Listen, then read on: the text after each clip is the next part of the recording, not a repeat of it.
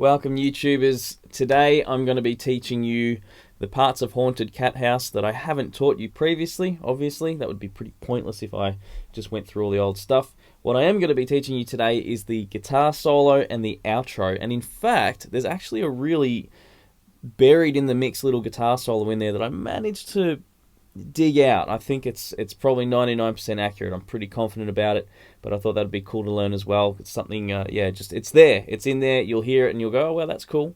But I feel like it's important enough as well. The outro is pretty wild. The guitar solo is actually quite tame, but really nice and some really cool things in it. So looking forward to walking you through that. And that's about all I have to say. We'll get to work, but I just want to quickly mention my latest Patreon. So I just want to thank Cyprian Louis de Cannonville, Science Girl, Kevin Perexter, and Robert R. Moss. Thank you so much, guys, for joining. Really appreciate it. Hope you're getting a lot out of the transcriptions, just like this. This is Haunted Cathouse. It's ended up being a 7-page transcription. I haven't done all of the repeated verses and everything. I've just taught you all the sections of the song. I think there's up to section G. There's about 8 or 9 sections in the song.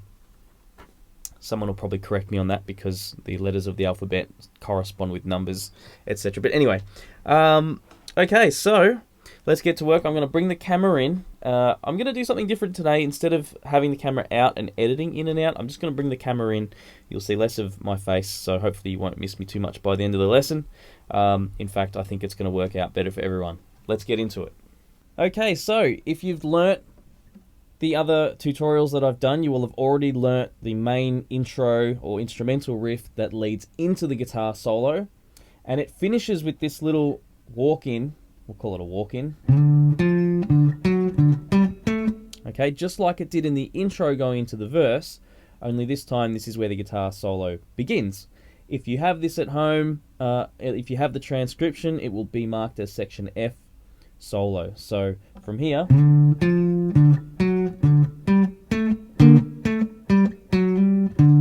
okay, so let's explore that first lick. We've come off the walk-in from the verse. Bum, bum, bum, bum. And I would definitely want to be using the first finger, third finger there, because it sets us up for the very first lick. Marked on your transcription as bar 68. 5th fret and 8th fret, we play them together. Okay? Just like that. Then we play the 7th fret on the 4th string. Then we play the 5th fret on the 4th string. Then bring your first finger back and slide back to the 5th fret like that. So, just like that. Okay, so this is, again, in the key of G minor, and we're kind of using G minor scale here, with a sneaky little F sharp being used quite regularly throughout. So it's kind of like a G harmonic minor. If you're interested, you can look that up. Really great scale. In fact, I've done a video on the harmonic minor scale. Very useful if you like this kind of stuff. Check that out. If I remember, I'll put a link up. So we've got slide into that 5, then we go back to the 5 on the 5th string, and then we do the 5 and the 7 again. Da, da. Now the next lick, very similar, but this time we play like this. Okay, so this is bar 70. We came in from bar 69 like this, 5, 7, and then we play the 6 and the 8. You could do it like that if you like, or you could do it first and pinky, or first and third, whatever you like. There's a couple options. I do it like this with my second and pinky, because it leaves me in position to play the rest very smoothly. So the 7, the 5, 4 to 5 again, and then we play the 6th fret on the 5th string. So I really love the themes that Peter Sandorf uses in his guitar playing quite regularly. He uses a strung idea that he kind of modifies. We might call it a motif, for example. So I'll play right from the beginning.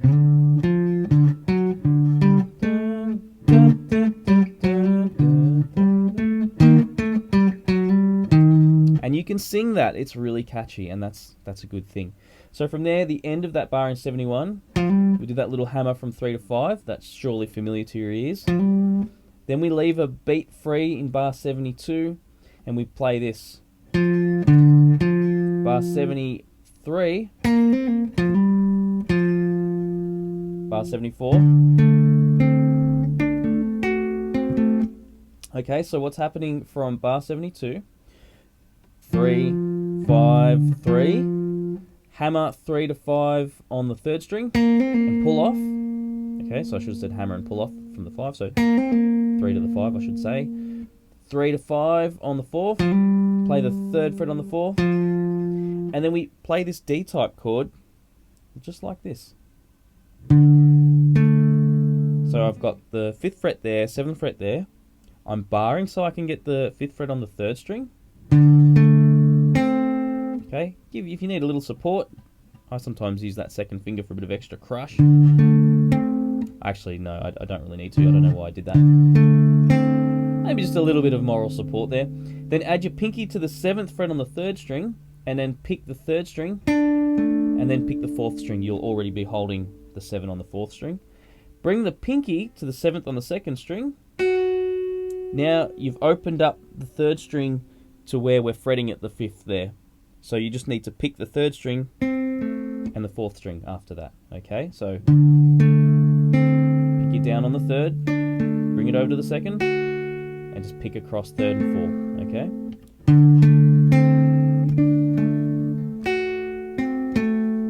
If I was being really strict about how I would pick that rhythmically, down, down, up, down, up, up, up, down. Why? Because dun, dun, dun, dun, dun, dun, dun, dun. We try to treat lead playing just like rhythm playing if we want to have a really consistent rhythmic ability with this stuff. But as long as you know how it sounds in your head and you're making it sound right, it's all completely forgivable, not the end of the world. So the next part, bar 76.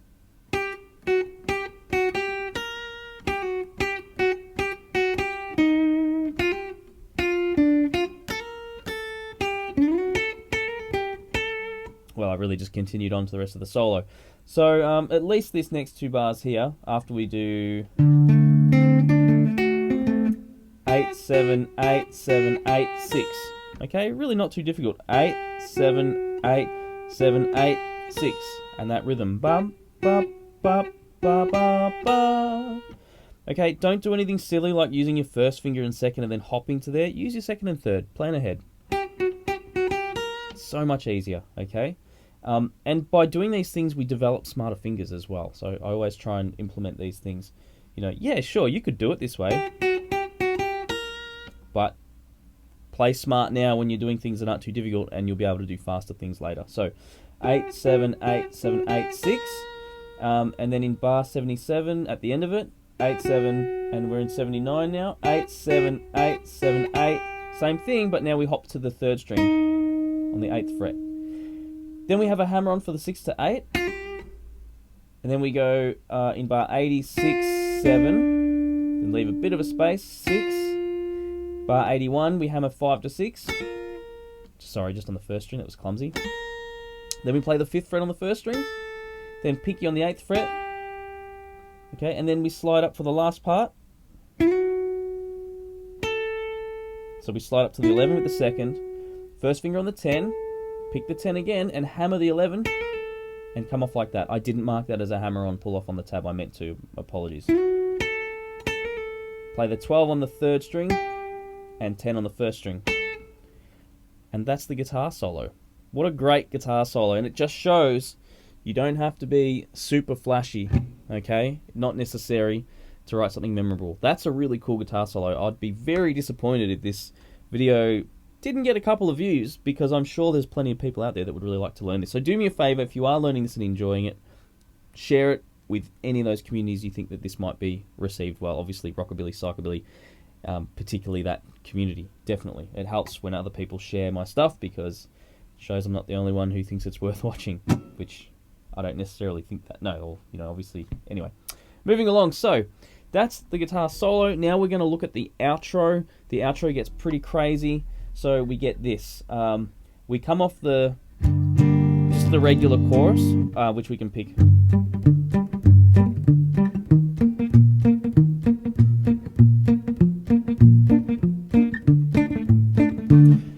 Now, I didn't mention this in the previous video talking about the chorus, but we can also just strum these.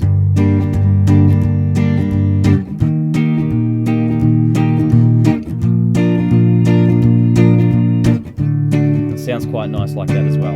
Especially depends how you're playing the song or if you're jamming it. So that's just pick, down, up, pick, down, up, pick, down, up, pick, down, up, and come straight back onto that down.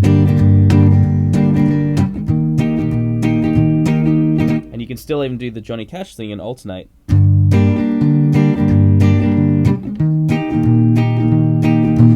I think you'll find there's actually an acoustic guitar or a track under there that's actually doing that.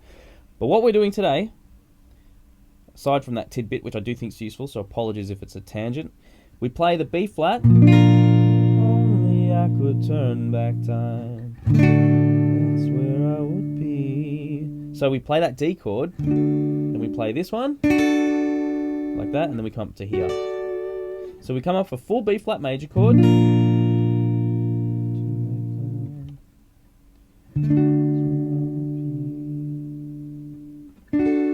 So we play D like that, 5, 7, 7, 7, 7, 7, 5, and then 11, 10, 10. These are all just versions of a D chord, okay? Of a D chord, yeah, sorry. It's really cool little, basic stuff. Learn a little bit of theory, guys, it really helps. I've got videos for this. And then we kind of cut sick with this strumming. So I'll just put the overdrive on. This isn't exactly the tone that I would probably use, but I just had this pedal available and I didn't want to have to muck around too much. So this is, yeah, we just play bar chords now. Sorry, power chords, really.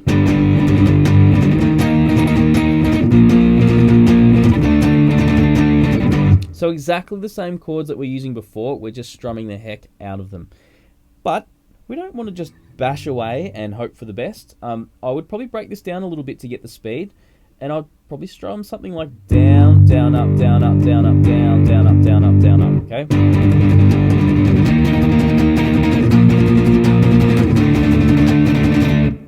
Okay, it's not just complete carnage, there is some very, very much an organised strumming thing happening there. So I would also consider playing them as full bar chords because you get all that extra fat if you miss the exact strings you want to play.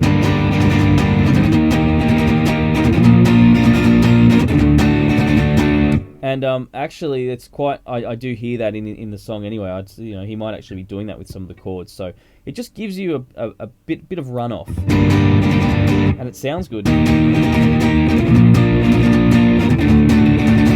All right. So when I play that, I think I've already been through these chords, but so I'm just barring right across the 3rd fret, and I've got the 5th and the 5th like that. For the G minor, for the E flat, just play the 6, 8, 8, 8. Okay. And yeah, and I just would lean my 3rd finger up a little, and we won't be able to hear the 1st string because my 1st finger will probably be blocking it. Just make sure you don't flatten that 3rd finger right across and get this. We don't want that. That's too happy. So if you just keep that off a little, you'll find you probably will accidentally mute that string anyway. I also let my 1st finger butt up or even play the 6th fret on the 6th string because it sounds good. It sounds really fat. Okay, and then then we've got the B flat chord, which is 6, 8, 8, 7, and bar your 1st finger on those two if you can. At the very least, just keep a little bit of pressure there so they're muted. So if we do strum too far, it really doesn't matter. And then, of course, we play the D exactly the same way we played the E flat, just one back like that. So I may not have actually gone through those chords, so I'm kind of glad I did. Now they're all the chords that you're kind of strumming there. We have 2 more things to consider through this part. On the transcription, it's marked bar 104, okay? And that section looks like this.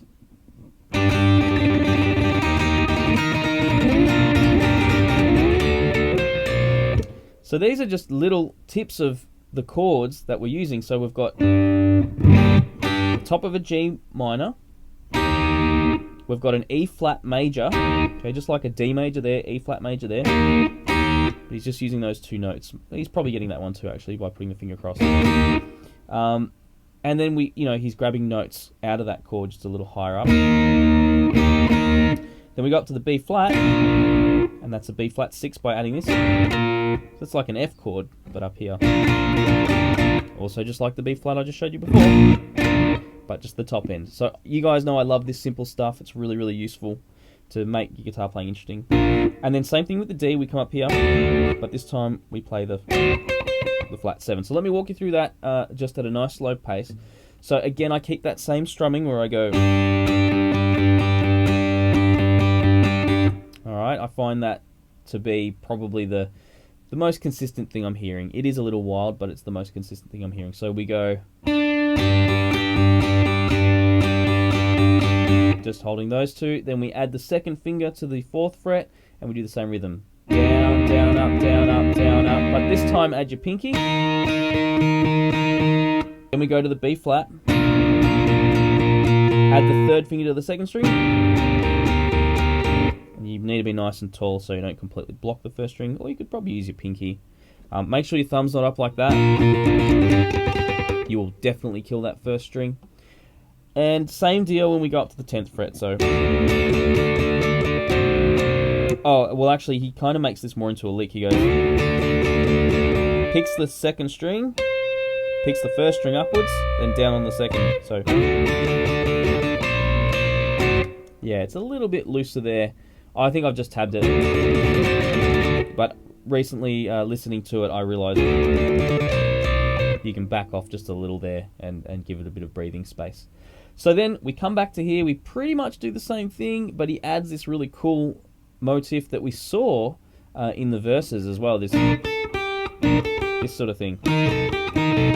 And that goes like this. This is actually 104 on the transcription, bar 104. So,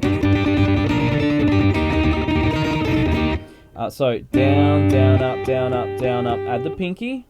Down, up, down, up, down, up, down. Just like that, okay? So, down, up, down, up, down, up. Actually, sorry. Down, down, up, down, up, down, up. Down, up, down, up, down, up, down, up. Yeah, that's better. Down, up, down, up, down, up, down, up. Then add the 2nd finger. This is for the E flat chord. Same thing. Exactly the same thing, but I'm holding the 2nd finger there. Then from here, we go up to the B flat, and it's just flat out. But there's a tiny little slide in there. Now you could say, Adrian, how many times do I strum that or count that? No. Listen to it. Listen to me playing it just there. Listen to it 100 times if you have to. And get it into your ears in such a way that you can kind of hum it, you know. And that's for anything that you're learning. Get it into your ears. If you can't hum it, you can't strum it. And then same thing up here. But you don't need to do any fancy little slide there, okay? Just go crazy. And then it's back to the...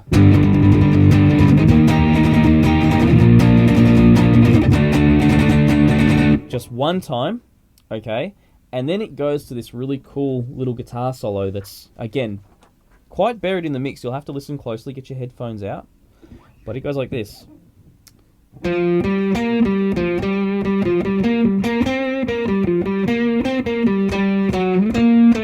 And that, to me, is the most important part. That you could always leave everything else out and go...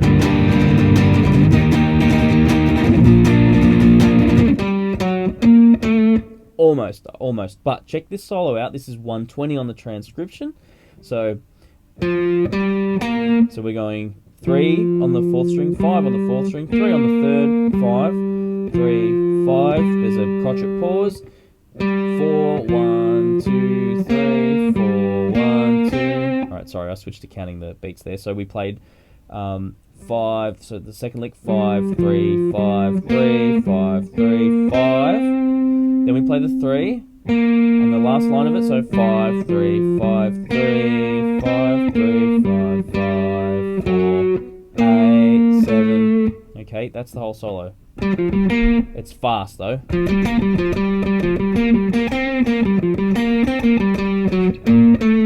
Okay.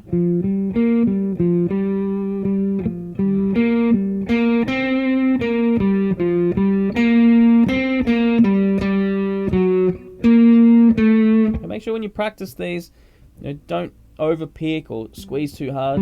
Practice it light.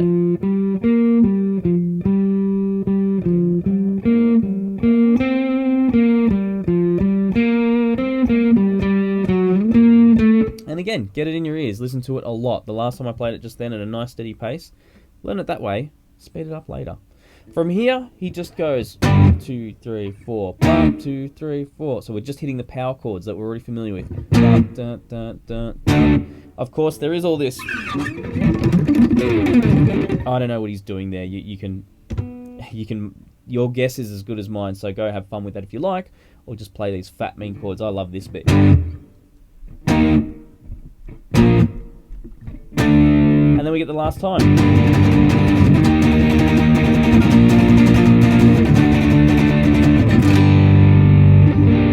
So we just finished with the G minor chord. Alright guys, that's everything. That's the whole Haunted Cat House. Really awesome song. There's been so many requests over the years. I feel really good to finally get this one out. Next up, I've actually got working on Tiger Army, Never Die, another sort of new school psychobilly classic. I really do love that stuff. And of course, as you know, I teach theory, swing, jazz stuff. I love it all, okay? Here's a transcription. If you do decide to become a member of the Patreon, this is the sort of thing that you get. I've actually got some really cool behind the scenes stuff coming up as well in regards to some of the gigs I do in a touring rockabilly band thing. That's going to be really cool. Anyway, guys, thanks so much for watching. Make sure you click like and do all those things. It all really helps YouTube know that you appreciate these videos. Thanks for watching, guys. I will see you in the next one.